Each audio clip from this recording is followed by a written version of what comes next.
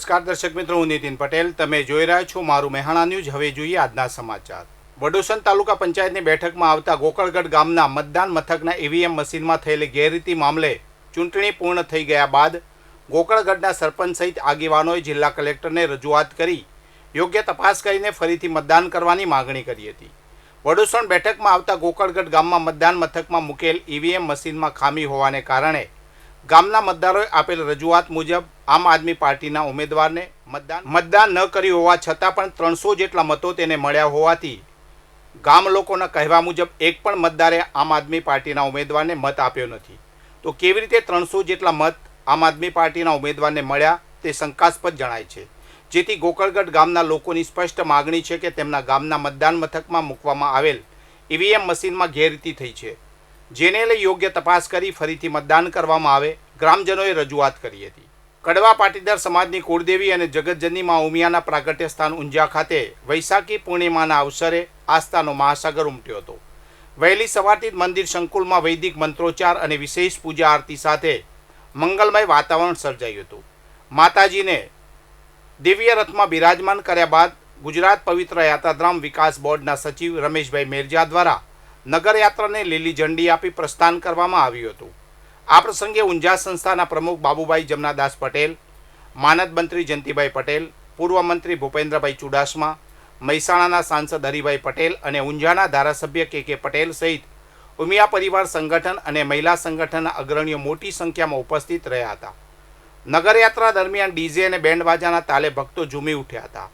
લાખો શ્રદ્ધાળુએ પ્રત્યક્ષ દર્શનનો લાહવો લીધો હતો, જ્યારે દેશ વિદેશમાં વસતા હજારો ભક્તોએ સોશિયલ મીડિયાના માધ્યમથી લાઈવ પ્રસારણ નિહાળી ધન્યતા અનુભવી હતી. સમગ્ર ઊંઝા શહેર જાણે ઉમિયામય બની ગયું હતું. મહેસાણામાં પંડિત દીનદયાળ ઉપાધ્યાય ટાઉન હોલ ખાતે ભાજપા પ્રદેશ અધ્યક્ષ જગદીશભાઈ વિશ્વકર્માની વિશેષ ઉપસ્થિતિમાં જિલ્લાના નવનિયુક્ત જનપ્રતિનિધિઓનો અભિવાદન અને સેવા સંકલ્પ સમારોહ યોજાયો હતો. જગદીશભાઈ વિશ્વકર્માએ જય ઉમિયા અને જય બહુચરના નાદ સાથે સંબોધનની શરૂઆત કરી હતી અને જણાવ્યું હતું કે ચૂંટણીમાં ભાજપના કાર્યકર્તાઓએ ધમધોકતા તાપમાં મહેનત કરીને રાજ્યભરમાં કમળ ખીલવ્યું છે. 50,000 બૂથ પ્રમુખો અને લાખો કાર્યકર્તાઓના પરિશ્રમ અને વરિષ્ઠ કાર્યકરોને તેમને વંદન કર્યા હતા અને કહ્યું હતું કે આ જીત ગુજરાતની 6.5 કરોડ જનતાની છે. આ જીત વિકાસની છે. આ જીત વડાપ્રધાન શ્રી નરેન્દ્રભાઈ મોદીના નેતૃત્વમાં પ્રજાના વિશ્વાસની છે. જન સમર્થન વિકાસને છે. જન સમર્થન ભાજપને છે. આ જીત ગુજરાતના બૂથ પ્રમુખોની જીત છે. કાર્યકર્તા ક્યારેય પૂર્વ થતો નથી. હોદ્દો પૂર્વ થાય છે, પદ પૂર્વ થાય, જવાબદારી પૂર્વ થાય, પરંતુ ભાજપનો કાર્યકર્તા ક્યારેય પૂર્વ થતો નથી. કાર્યકર્તા તરીકે લાંબા સમય સુધી જોડાયેલા રહેવાની ગૌરવપૂર્ણ પરંપરાને તેમણે ભાજપાની સૌથી મોટી તાકાત ગણાવી છે. ગુજરાત સ્ટેટ મોનિટરિંગ સેલ એ કડી તાલુકામાં ફરી એકવાર વિદેશી દારૂનો જંગી જથ્થો ઝડપી પાડીને બુટલેગરમાં ફફડાટ ફેલાવી દીધો છે.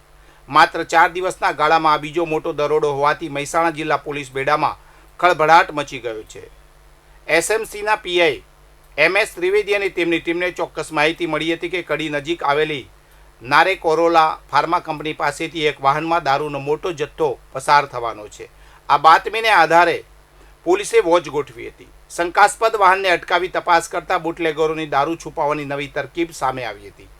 તેઓએ પ્લાસ્ટિકની થેલીઓમાં ભરેલા ભૂસાની આડમાં દારૂની બોટલો સંતાડી હતી.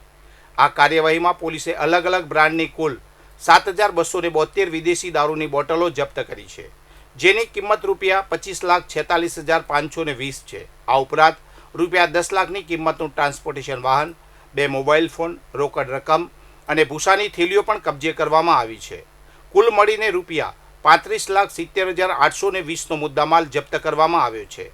કડી પોલીસ સ્ટેશનમાં પ્રોહિબિશન એક્ટની વિવિધ કલમો હેઠળ ગુનો નોંધવામાં આવ્યો છે.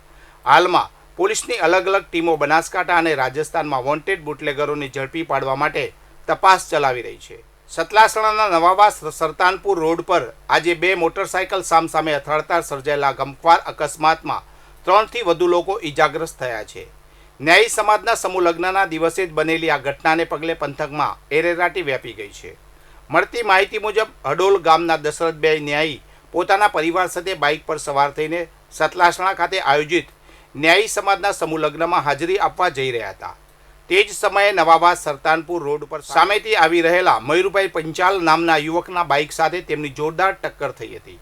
સતલાસણા સિવિલ હોસ્પિટલમાં ફરજ પરના ડૉક્ટર ચૌધરીએ ઈજાગ્રસ્તોની પ્રાથમિક સારવાર કરી હતી. જોકે મયુરભાઈની હાલત વધુ ગંભીર જણાતા તેમને વધુ સારવાર અર્થે વડનગર સિવિલ હોસ્પિટલ ખાતે રિફર કરવામાં આવ્યા છે.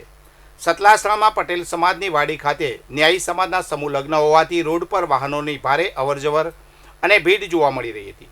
અકસ્માતની જાણ થતાં સતલાસણા પોલીસ કાફલો ઘટના સ્થળે પહોંચી ગયો હતો અને અકસ્માત અંગેનો ગુનો નોંધી વધુ તપાસ હાથ ધરી છે.